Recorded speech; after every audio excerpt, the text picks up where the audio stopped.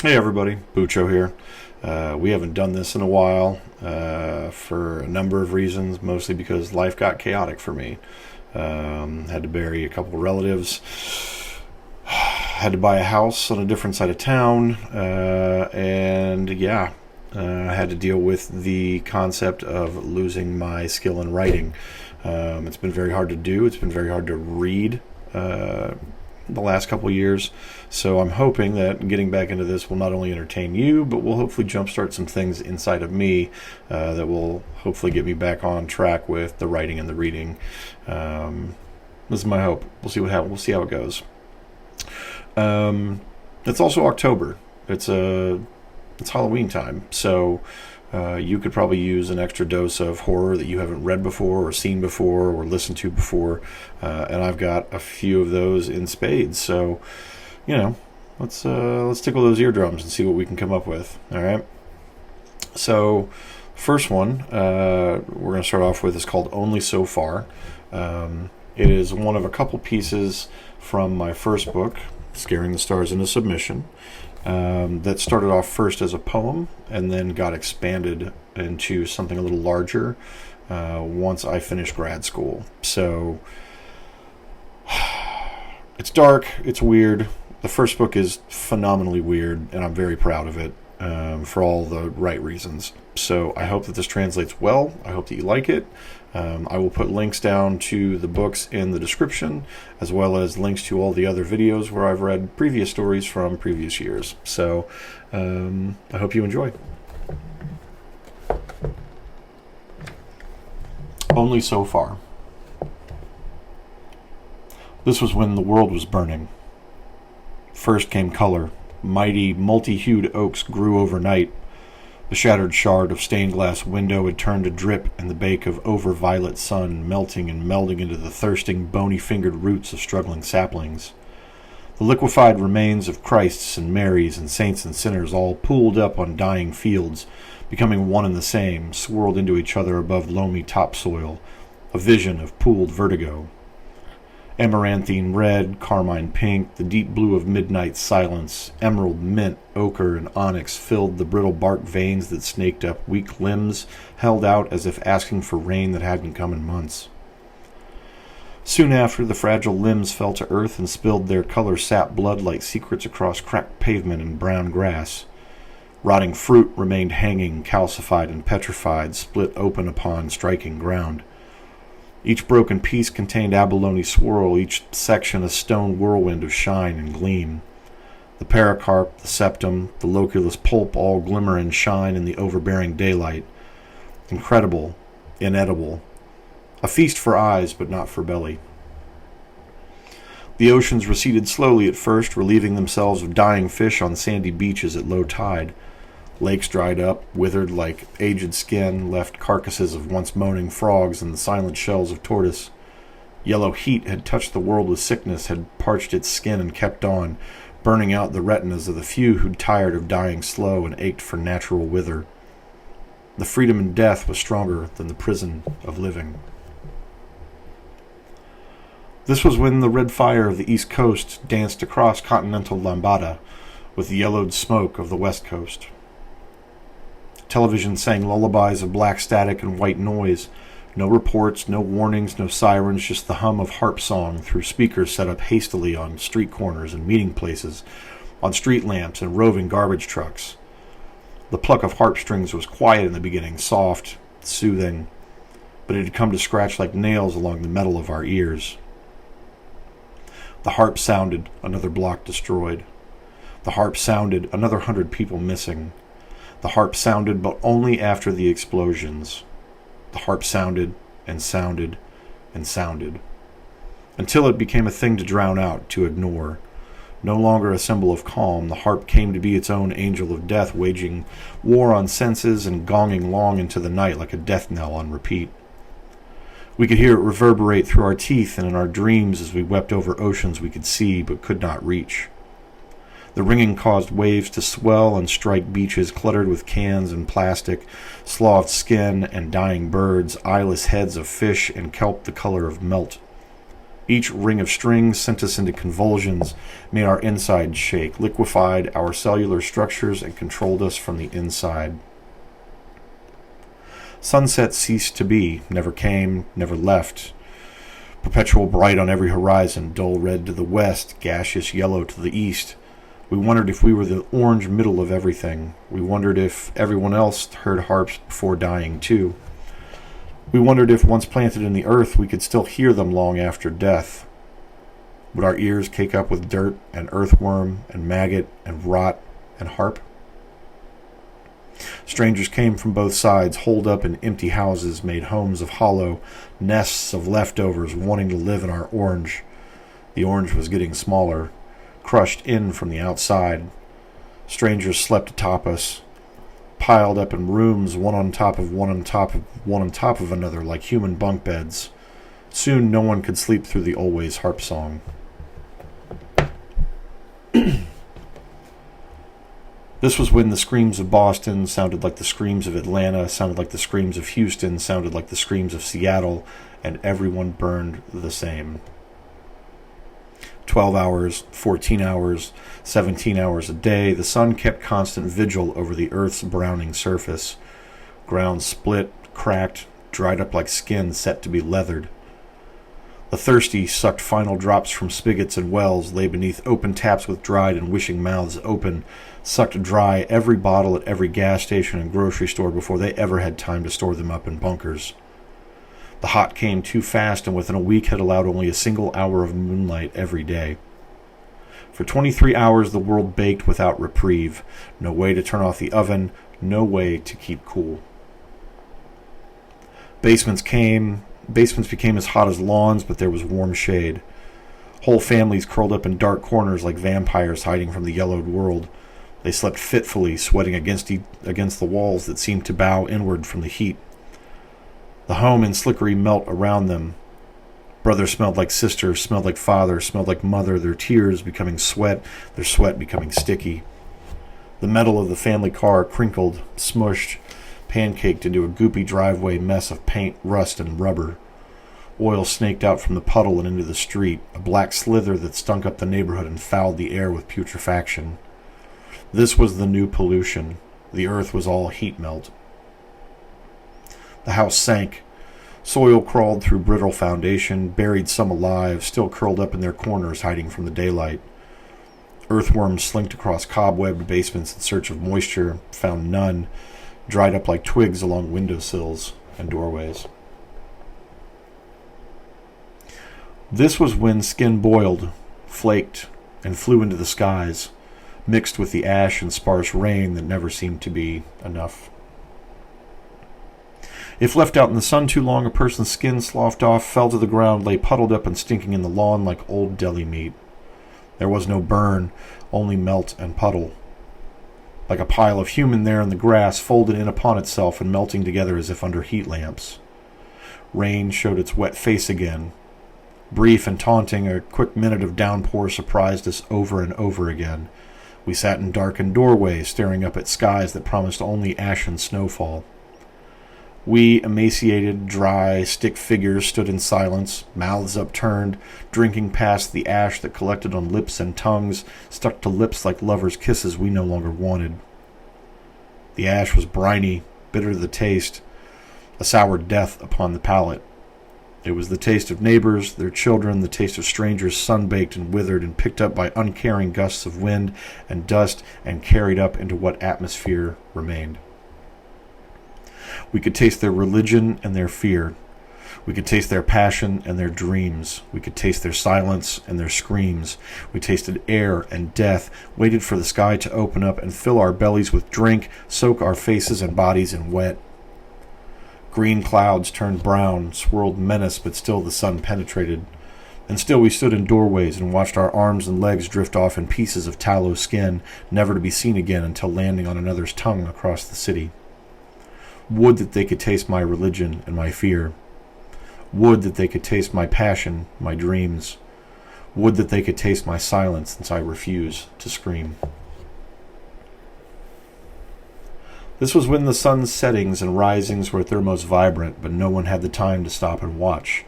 They feared being gobbled up by its clumsy, earthly protégés. Some learned to speak the language of fire, spoke in tongues of flame, tasted heat, and ate in hellish burn. Their voices were ash and soot, their eyes betraying hyper-violence, their fingers twitching and in need of heat. Nimble with wires and timers, hands flew across containers and tape and bits of nail and screw, ball bearings and hurt, compacted into hand-sized packages. Some learned to harness anger and madness in the time of anger and madness. The silence before the booms made tension, crackled up spines, up into craniums, tickled nervous systems in awkward ways, little spurts of voltage climbing up backs and muscle. The sound of nothing echoed off long, empty basketball courts and cul-de-sacs, vacant apartment buildings, and businesses already half-blown to char. The air was fat with possibility. Death hung like fog across neighborhoods. Uncle got caught in the beginning. No one could tell amongst all the rubble, but he had stepped wrong on a trash can lid, became supernova there in the middle of the street. He became starlight, orange and white, smoke and flame, alpha and omega, all in an instant.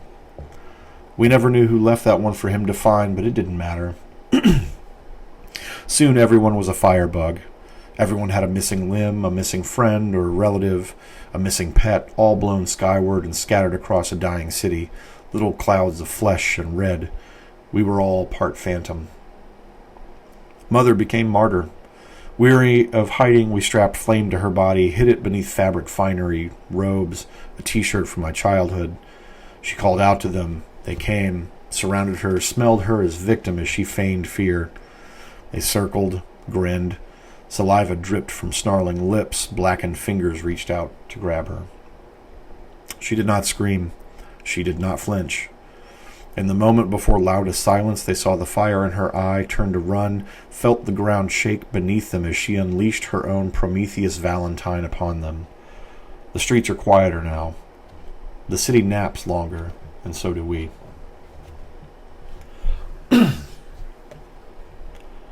This was when everyone's lips cracked, when sleeping in a full bathtub seemed logical. When the constellations reappeared, they were askew.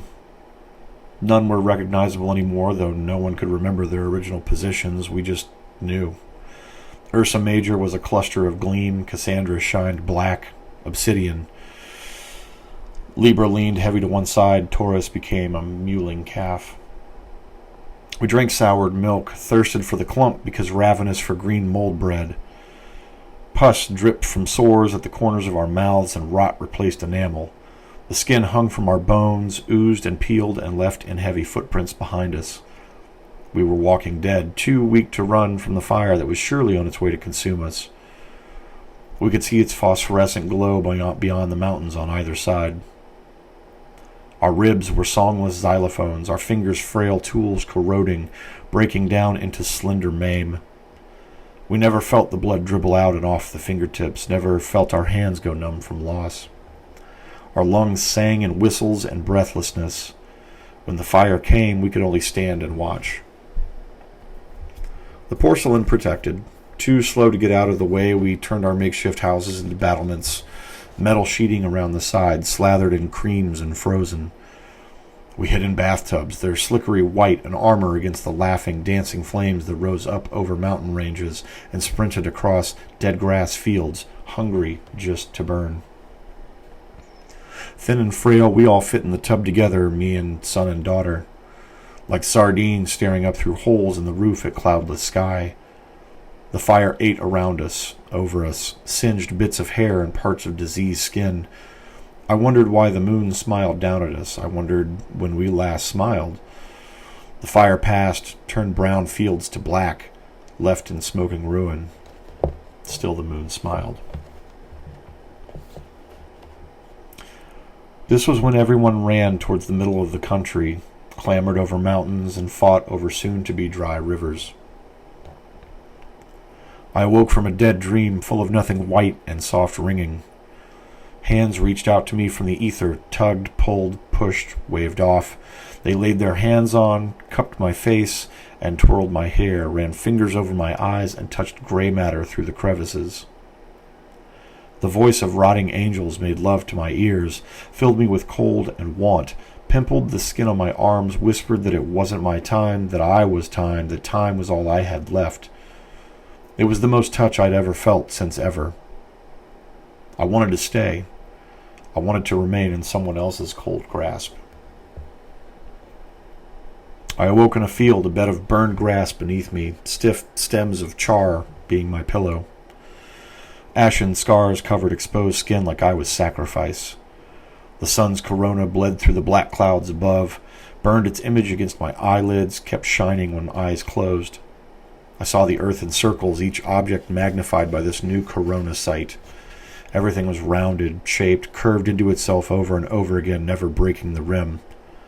The oily clouds above parted, spilled red light into the surface, covered us all in hot, broiled the ground. Some died of heat stroke. Others wished they had. I awoke sheathed in metal, hot from the sun, and smoke clamoring towards the mountainside. The ranges were visible, snow-capped pyramids in the distance. I wondered if I could remember ever seeing snow. It was so white. I could only remember red and yellow, orange, black, gray, dust, char. White was a nothing color. Snow was a nothing thing. I could see it, so I could touch it, and if I could touch it, then I could taste it. The metal got heavy, and I moved again, plodded towards the mountains. I awoke in melt, snow dripping down my scarred skin. I had packed myself away in ice, hoped to avoid the mob racing to the top of the screaming mountain. I had covered myself in snow crystal, waited, watched the magnification and replication of molecules like spiders' eyes as their heavy feet thudded over me like thunder. I was thirsty, drank from the walls of my hiding place, remembered the names of my children as the fluid coated my throat, wept at how things had become, and drank those tears as well. I awoke in a bombed-out shed, a concrete structure bathed in graffiti and old lives I could smell as if they were standing right beneath my nose. Rubble coated the floor, dust and mud covered the shattered windows that remained. In the moment, I felt new and clean. No one else had found it yet, and I claimed it as mine. Snow chill wafted through crevices, crept up legs, tickled hair and skin, reminded me of its constancy. They had not come yet, but someone would come across my place, at some point. Would that I could fight to keep it. Would that I could fight to stand any longer. Would that someone would simply end me and let me pass on.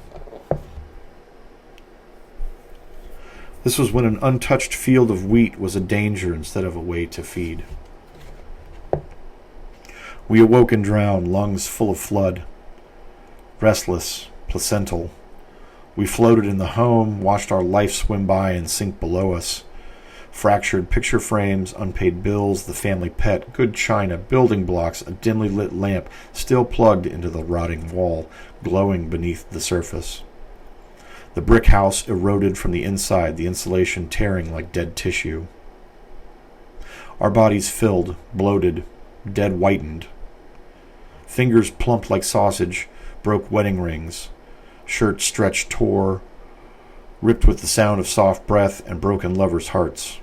On the wall, the children's heights, marked in pencil and pen, slowly being erased.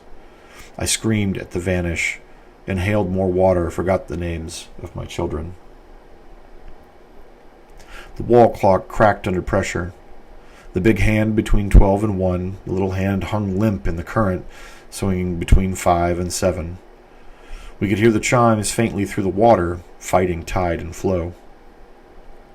Water filled my orifices, clogged my nose, my ears, found ways past my eyes, and filled my skull. I could feel me bubble up from inside, liquid fill rising. I heard the waves crash against the arterial walls inside me, collapsing against bloodlines and pumping organs. Water mixed with blood, mixed with water, mixed with blood. The phone floated by. I put it to my ear, heard sirens on the other end scream whispering as if a universe away.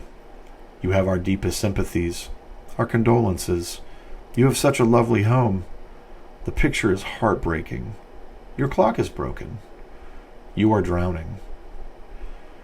The water kept me, floated me, bumped me into the ceiling and the chandelier and other furniture. I let the phone sink to the floor, watched its hypnotic drowning, spiraling downward. My wife was sending the children up the chimney, motioned for me to join. I wouldn't fit, and she knew it.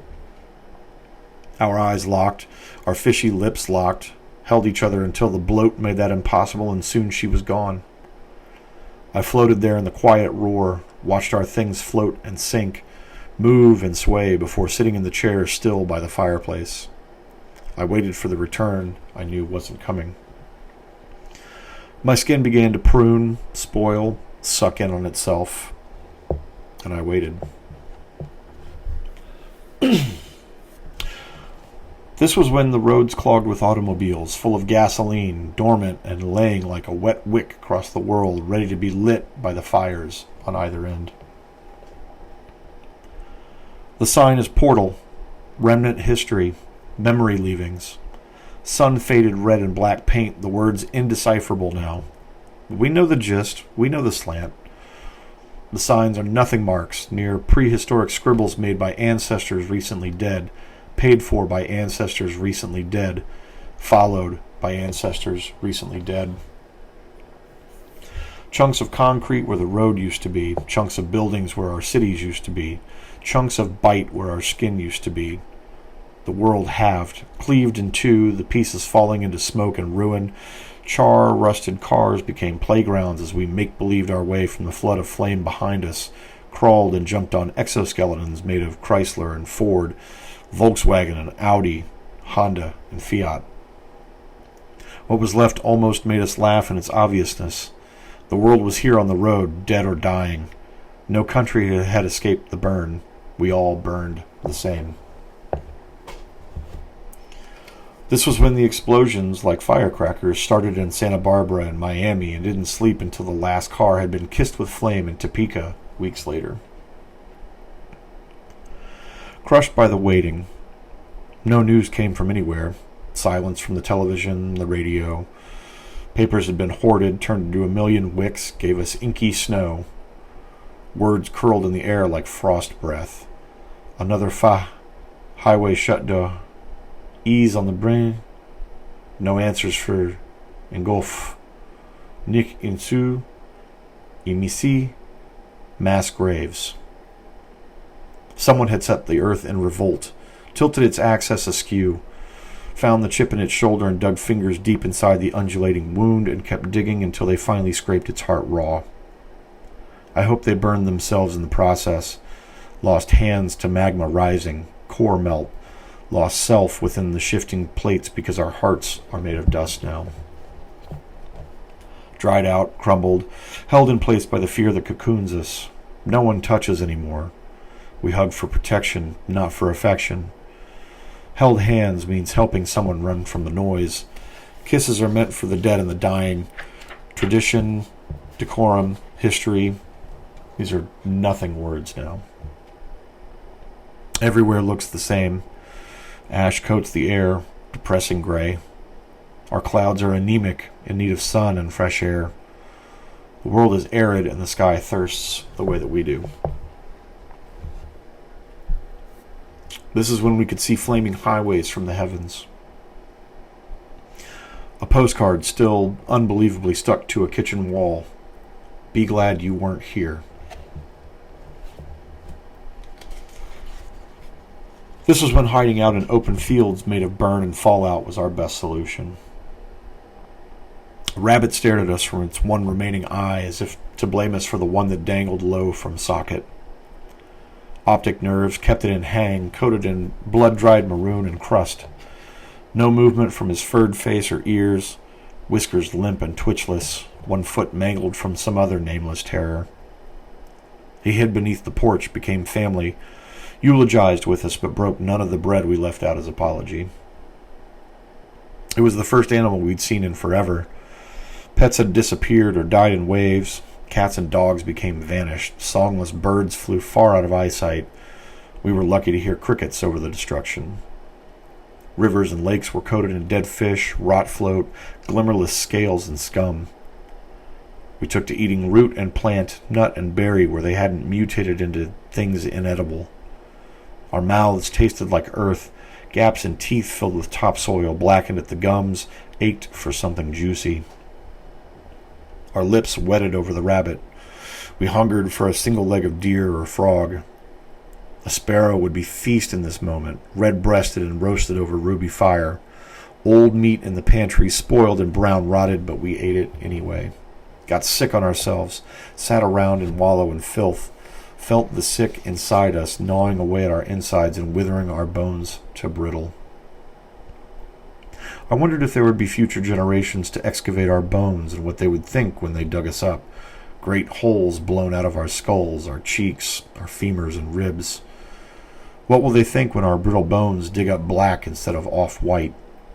What will they think when they see whole families buried together, bones clung together as if to shield from blast?